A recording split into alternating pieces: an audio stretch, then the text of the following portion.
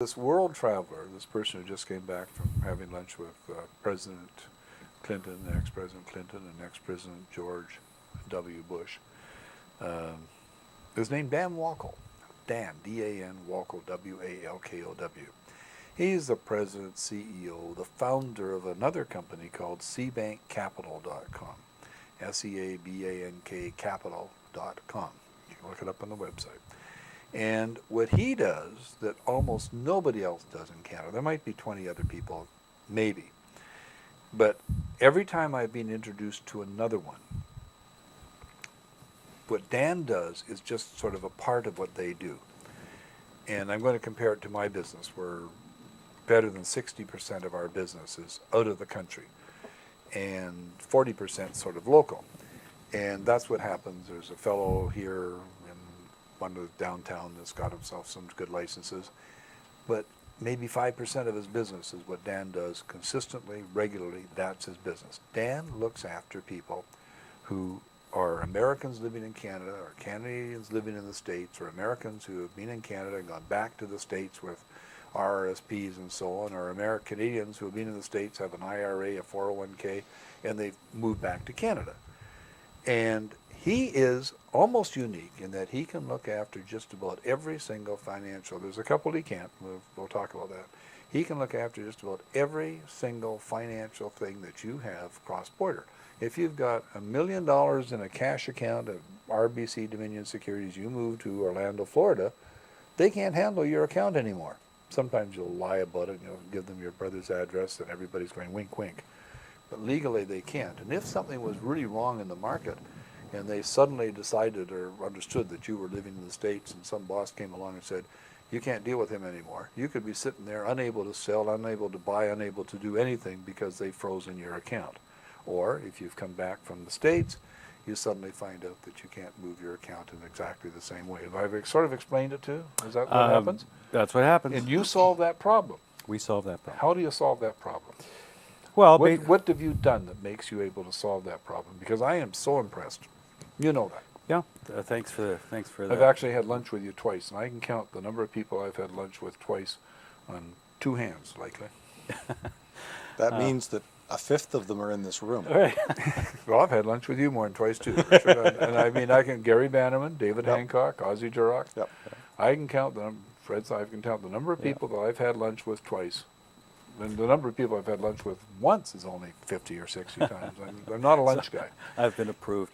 You've been approved. That's what Well, let me just give you the short for those. I'm not talking about any females here. You recognize? I understand that, yes. Talking about Yes. males, that want to do business. He's a buffet guy.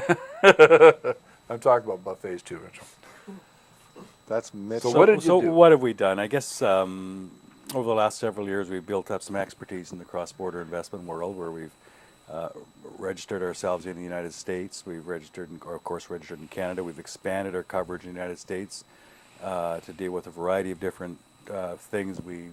Originally, it's been a kind of a I guess a solution-based sort of adventure, because we come across different issues with different people who are Everybody's different. So we come up with a solution, and we came up with a solution to manage some clients who had moved. Well, it all started when one of our clients moved down to California, and this client's the father died, leaving mother and sons with this complex estate and so forth and so on. And we dealt with the family for years, and they wanted us to continue it.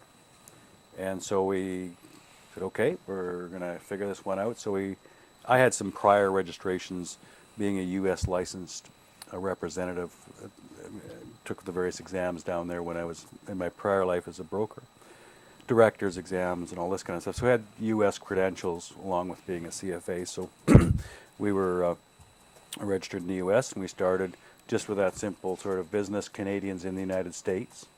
And then our practice grew to take on not only Canadians in the United States, but American residents who were referred to us. In the States? In the States. And then There's various legal issues that I Americans know in that, yeah, there's various legal issues that I know that the general public probably isn't aware of, that, you know, the regulatory restrictions, the tax ramifications of certain things. You know, everybody thinks it should be so simple because we're right next door to It's each so other. complicated right? that it's beyond. Right, just because you drive across to Bellingham and you go shopping and everybody looks and drives cars and looks like we're the same, it is a totally different country, totally different, well, as you know, from your business, of course. Same with the investment business. There are rules and regulations, and Well, you're far more. You are actually more complicated than we are. yeah, Than the taxing. The taxes, but treaties. there You are complicated. so we get up and especially with different different investment instruments and so forth. So we're a fully registered advisor, portfolio manager in the United States as well as Canada, and so we can provide a dual service. I guess we can manage.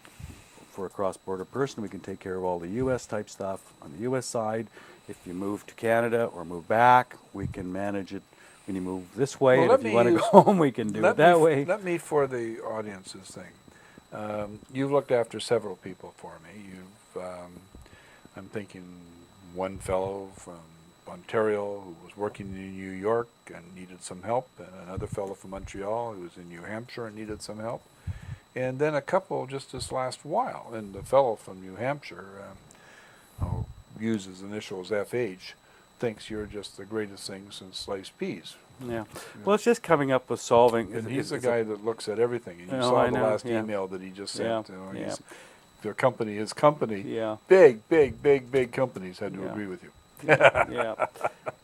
Well, it's coming up with solutions, and when it gets to the cross-border work, it's a good example is like the timing of RIF distributions, which is in this That's particular what- person's yes, case. FH, yeah. I mean, we came up with an interesting one today. We were referred a client, and it's to do with variable annuities in the States. And as you know, variable annuities are called insured annuities here in Yeah. Canada, where it's basically a mutual fund program with an insurance wrapper on it, right? Yeah. Sold by the insurance industry.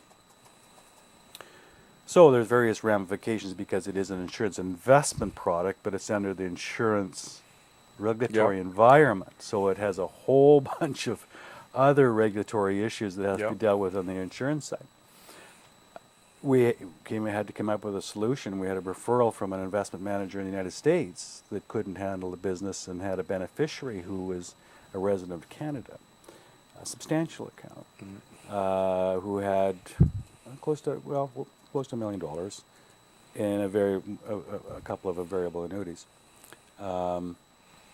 The problem is, of course, in Canada, none of the insurance folks are registered in the United States to service people in Canada. That's right. And of course, these people are hung out to dry. Well, we had to come up with a solution because it was a qualified variable annuity, David, meaning it was an RSP equivalent type, Yep. a tax sheltered product. We had to come up with a solution to preserve the tax shelterability of that. Well, so there was no tax triggered, but get out from under these insurance constraints. And we did. Because that's the regulatory part. It wasn't that you didn't want insurance or anything. Your recommendation, I think, is only part of it's insured. Right. It's the cash value and then a little bit of insurance wrapper up in the top. Right. And again, two of the people I've sent you in the last year, one was dealing, I'm going to name them, one was dealing with CIBC Wood Gundy, Yeah. and suddenly says, after taking the account from the Bank of America in the first place, Yeah. and then suddenly says, well, we can't handle you anymore because you're the wrong side of the border. Well, it gets convoluted. Let me just say this, that some firms have gone to kind of weird lengths to accommodate this cross-border issue, which has caused more problems. Let me give you an example. We just signed up a new client in Florida who had a RIF in Canada, dealing with a name brand Canadian bank-owned firm, Yes. brokerage firm. What they did is they had a sub-custody agreement with J.P. Morgan in New York to Okay. custodialize U.S. client assets. Yeah. So the accounts are actually held and custodialized by an American broker under sub-license from a Canadian bank. Okay. So so the illusion is that this account was held with this Canadian chartered bank. Well, it wasn't.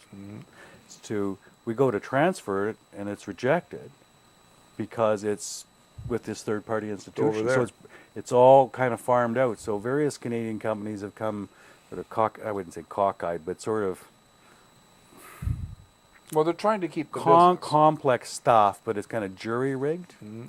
You know, so it's kind of it's not as bad as lying about your address and having your documents go to your sister's address or whatever, but it's close, right? Yeah. Because it's kind of a cockeyed type thing. So, but when you're dealing with us, I guess point I want to make, when you're dealing with us, it's clean, it's simple, it's legitimate, it's straight, right? Yeah. It's the way it should be, right? So it's uncomplicated, and there's no kind of funny sort of structures, I guess, Well, to get the business done.